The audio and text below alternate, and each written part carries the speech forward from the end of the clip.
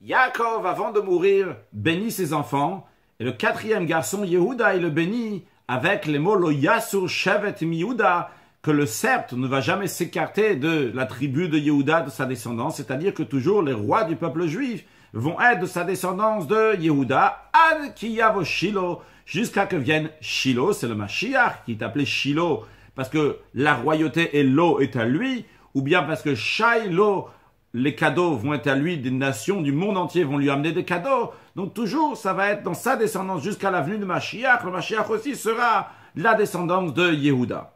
On comprend de ça que le Mashiach ne veut pas être quelqu'un d'une tribu qui n'est pas la tribu de Yehuda. Par exemple, Moshe Rabbeinu, qui est de la tribu de Lévi, ne peut pas être le Mashiach.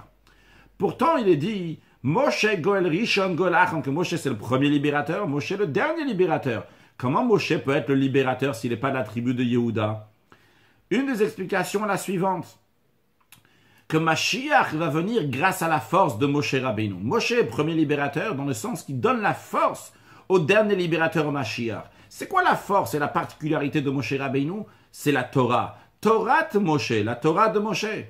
Et Mashiach, ses premiers critères, après le fait qu'il est la descendance du roi David, la descendance de Yehuda, c'est qu'il est Hogé Torah. Il est assidu dans la Torah. Et grâce à cette force de la Torah qu'il a, c'est grâce à ça qu'il va pouvoir faire des choses extraordinaires dans le monde et dévoiler Dieu dans le monde. Et il en est de même aussi pour chacun de nous, à savoir que comment on amène le Mashiach, c'est grâce à la force de Moshe Rabbeinu, grâce à l'étude de la Torah. Que Dieu fasse que très prochainement, on peut avoir cette étude profonde de la Torah avec la venue de Mashiach now.